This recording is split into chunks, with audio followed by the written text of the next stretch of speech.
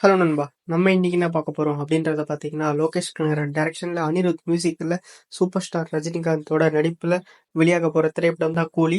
So இந்த திரைப்படத்துக்கு பார்த்தீங்கன்னா ஏகப்பட்ட எதிர்பார்ப்புகள் இருக்கு. இந்த திரைப்படத்தோட ஷூட்டிங் பார்த்தீங்கன்னா ஃபுல் ஸ்விங்ல போயிட்டு இருக்கு. ஸோ அந்த ஷூட்டிங் ஸ்பாட்ல இருந்து பார்த்தீங்கன்னா இந்த திரைப்படத்துல முக்கியமான ரோல் ப்ளே பண்ற நாகார்ஜுனா அவர்களோட வீடியோ பார்த்தீங்கன்னா லீக் ஆகியிருக்கு. லீக் ஆகி பார்த்தீங்கன்னா சோஷியல் மீடியா ஃபுல்லா இந்த வீடியோ பரவிட்டு இருக்கு.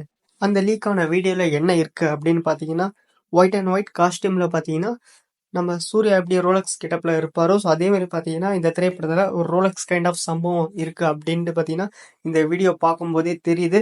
அந்த வீடியோல லொகேஷன்லாம் பார்க்கும்போது பார்த்தீங்கன்னா, ஒரு சலார் படம் பார்க்குற ஒரு ஃபீல் தான் குடுத்துச்சு. ஸோ கண்டிப்பா இந்த திரைப்படம் சம்பவம் பண்ணப்போது.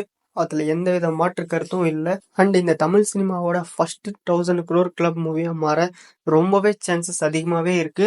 ஸோ வெயிட் பண்ணி பார்க்கலாம். அண்ட் பார்த்தீங்கன்னா, இந்த திரைப்படத்துல நாகார்ஜுனா லுக் எப்படி பயங்கரமா இருந்துச்சோ, ஸோ அதே மாதிரி பார்த்தீங்கன்னா, அவரோட கேரக்டரைசேஷனும் பார்த்தீங்கன்னா, ரொம்பவே பயங்கரமா பவர்ஃபுல்லா அந்த கேரக்டரை நம்ம லோகேஷ் கனகராஜ் அவர்கள் எழுதியிருப்பாரு அப்படின்ட்டு நம்ம நம்பலாம். அண்ட் முக்கியமா ஒன்று சொல்லணும், இந்த லீக்கான வீடியோல பார்த்தீங்கன்னா, ரொம்பவே ஒரு க்ளோஸ்அப்ல இருந்து பார்த்தீங்கன்னா, நம்ம நாகார்ஜுனா அவர்களோட லுக்கை பார்த்தீங்கன்னா, வீடியோவா எடுத்திருக்காங்க.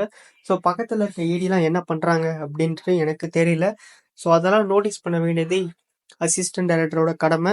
ஸோ அது பார்க்காமலே பார்த்தீங்கன்னா, ரொம்பவே அலட்சியமா விட்டுருக்காங்க. ஸோ அதனால தான் பார்த்தீங்கன்னா, இந்த மாதிரி வீடியோலாம் லீக் ஆக காரணமா இருக்கு. ஸோ இதுக்கப்புறம் அந்த மாதிரி நடக்காம பார்த்துப்பாங்க அப்படின்னு நம்புறேன். அப்புறம் பார்த்தீங்கன்னா அவ்வளோதான்.